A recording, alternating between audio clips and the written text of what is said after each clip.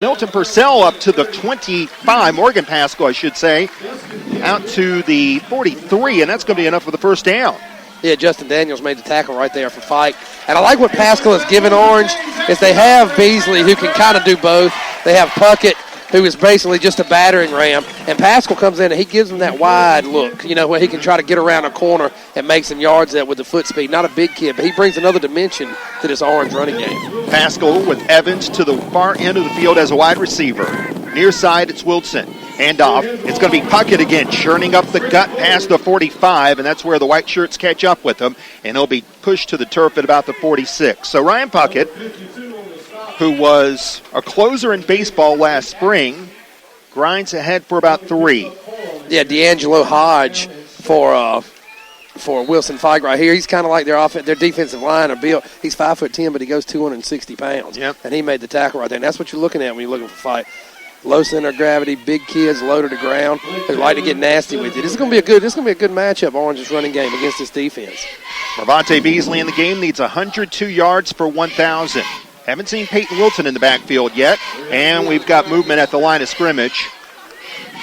See what we have. Head official gets the word from the side judge, and it's going to be an offside call against Fike. 5 free yards for the Panthers, which they will take because at this time of year, every yard is valuable.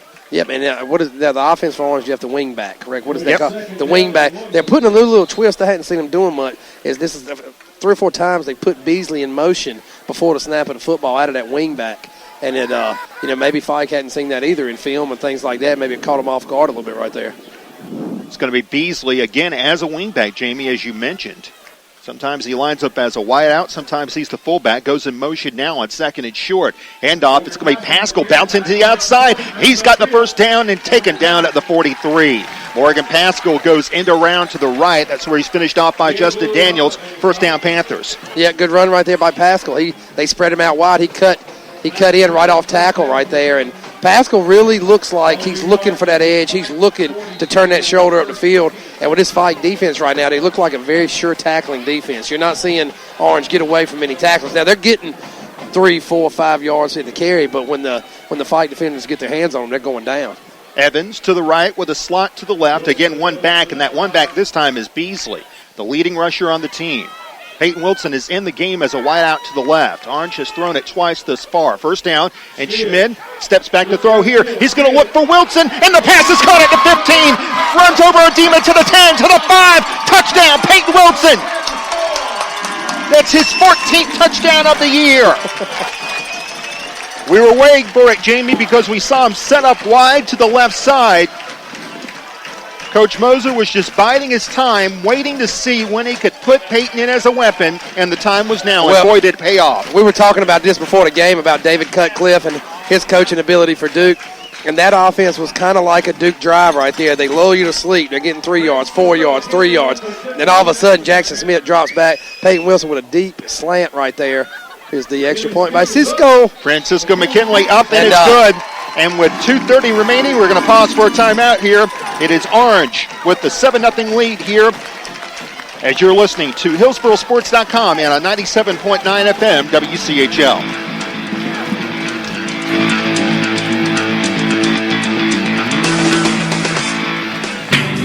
Angie, your purse looks great. Where did you get it embroidered? Oh, thanks. My family got it for me at Happy Stitches in Hillsboro. It was a surprise for my birthday. It looks so professional. Does Happy Stitches do only purses? No, they monogram t-shirts, bags, stickers, coolers, beach bags, magnets, even Christmas ornaments. You name it, they do it. Perfect. With the holidays coming up, I've been looking for something for my Christmas tree. I'll visit Happy Stitches today. Happy Stitches, located in the Daniel Boone Village. Call Wendy Allison at 919-644-8455.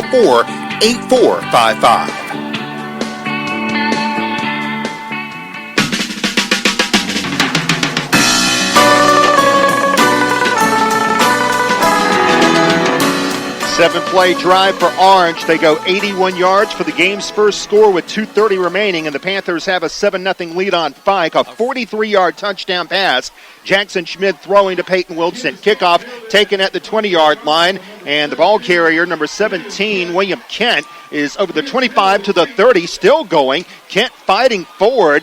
and finally down at the 35. There was a giant mosh pit going on down below us, and finally Kent was taken down to the turf by Rodney Brooks. Jimmy, your final thoughts on that touchdown? Well, I was telling you, Jeff, here in the break, Jackson Schmidt, hey, it's amazing to see how far this kid has come in his last 6 or 7 football games. That was just your normal run-of-the-mill 5-step drop. He put that pass perfectly to Peyton Wilson right there. He couldn't lead him too much because the safety was playing in the middle of the field, kind of center field right there. He hit Peyton perfectly. And here's Melton throwing a swing pass far end. It is caught by number 4, Saquon Hutcherson, but he can't go very far on the swing pass far sideline. He is taken down. Good pursuit made by Chris Eubanks to the far end of the field along with Keyshawn Thompson.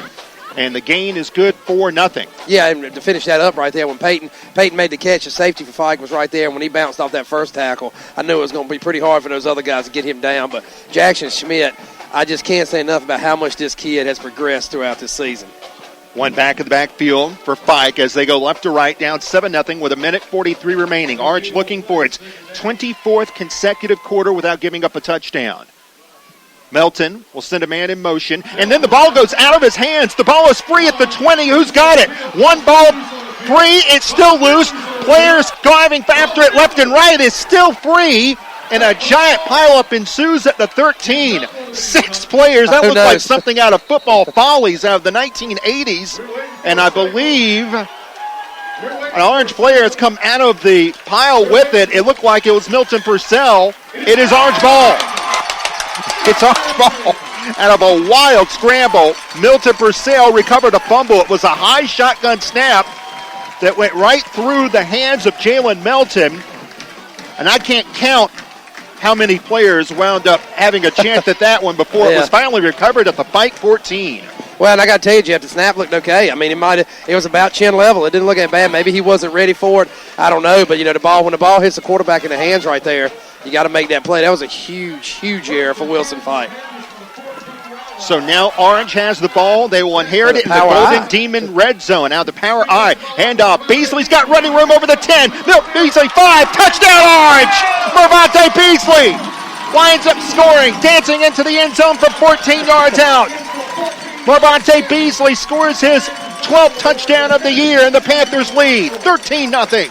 Yeah, Jeff, I tell you, I can't remember many times. I think they've done it a few. I can't remember any times that Orange went out of the power I right there. Yeah. And they're throwing some wrinkles in for the playoff time. Kudos to Moser and the coaching staff right there. But that was a whole lot of Mervante Beasley right there. He probably got about all that run was yards after contact because they got hit in the backfield. And this is one thing right here, Fike.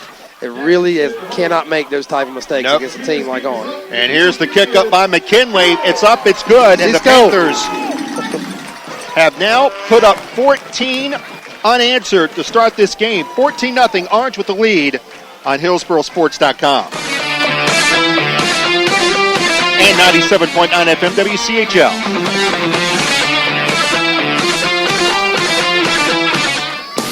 The Carolina Hilltopper Lacrosse Program is a proud sponsor of HillsboroSports.com.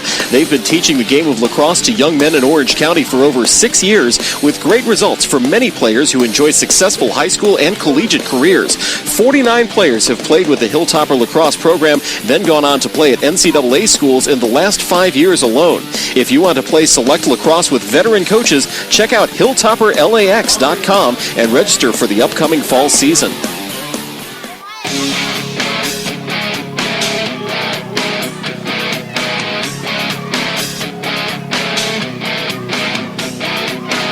Minute 16 remaining in the first quarter. Orange winds up scoring off a fumble recovery made by Milton Purcell. Mervante Beasley scores. Now the short kickoff. That's going to land right in the middle of the field. It is picked up by a Demon at the 30 to the 35, and wrestled down is number 33, R.J. Barnes, at the 39-yard line. And it looked like Milton Purcell made another tackle on special teams.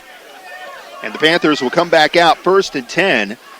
After 2 huge plays back-to-back, the fumble recovery made by Milton Purcell, and then Mervante Beasley scoring the touchdown. Yeah, Jeff, and we just talked about it in the break a little bit right there. You cannot make mistakes in the state playoff game. And those are the worst kind of mistakes right there because the snap looked fine. I don't know, they might have got crossed up on the snap count, something like that, but you cannot make those mistakes, especially a team like Orange.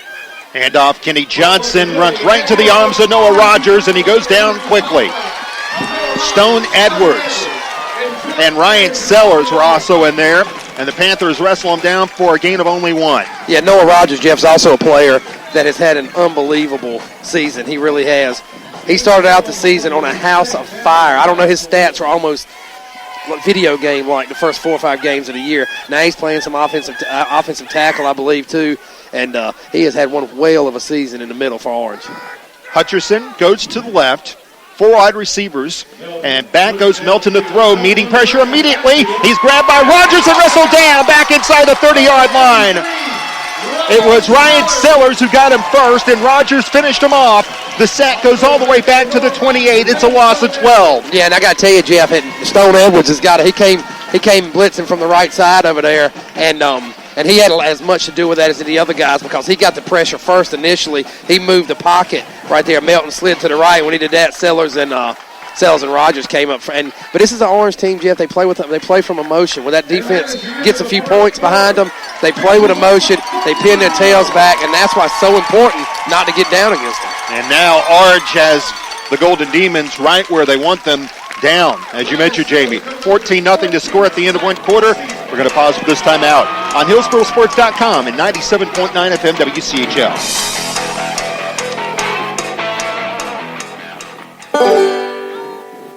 Whatever you need, whenever you need it. That's what you'll find at Handy Andy's, located at 7136 Highway 57 in Caldwell. Serving their customers for 32 years, customers can look at a wide variety of merchandise, from quick snacks to grocery items, and there's even hardware. Sit back on a summer day and enjoy a cool drink and chat with some friends, and if you don't have any, then make some.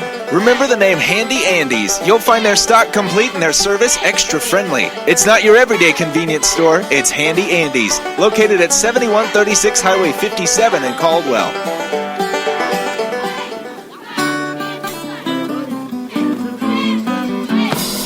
Yeah.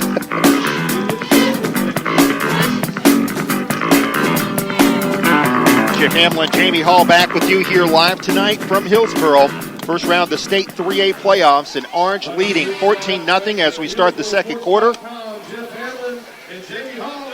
14-0 the score. Orange with the lead. And it's going to be third down here. Back to throw. Melton steps to the right. He's going to chuck it deep down the field, and it's incomplete.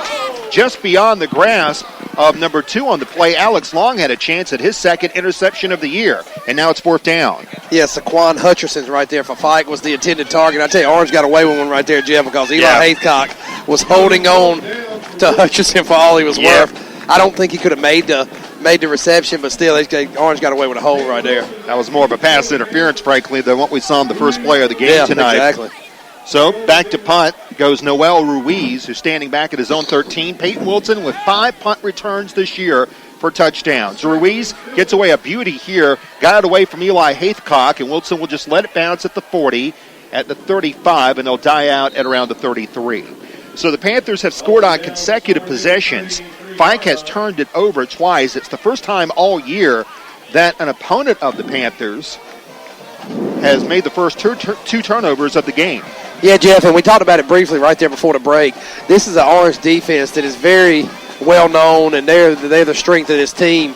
And they play with so much emotion and passion, and it's almost ratchet up. I talked to you about one of the last games when Ryan said they were up almost 30 points, and he was pounding the ground so mad he missed a tackle. This is a team defense that wants to be perfect. You give them a few points, and man, that's like giving Don Drysdale 2 runs when he's on. I mean, it's all you need. You know? Puck in the backfield with Beasley, and it'll be Pascal, and this time it's going to be Beasley looking for room on the inside. Now he goes outside left past the 35, down the Fike sideline, steps out of bounds shy of the 40-yard line, and we have a flag down. And Jeff, did I just make a reference to a Dodger player? Yes, you did. Okay, I was wondering about that. Actually, that's kind of strange. Orange's defense is if you give them a few points, they got 14 points right now. Now they're like Madison Bumgarner in the playoffs when you give them 2 or 3 runs. Well, is that better? That's okay. Sorry, Madison. I was wondering what the world was coming to there for a moment. Not good. Play is nullified because of a hold against Orange. But Beasley tonight, he always seems like he's been running the ball harder and harder week for week. Tonight, he really looks hungry. He's really running the ball hard. And it's so important for Beasley and Pascal and those guys because Peyton Wilson has very good runs for Orange running back. They haven't had to run him that much in the second half of the season because of the emergence of the offensive line, of Jackson Schmidt. The whole offense is taking the weight off Peyton's shoulders, and you see what it's done right here. Peyton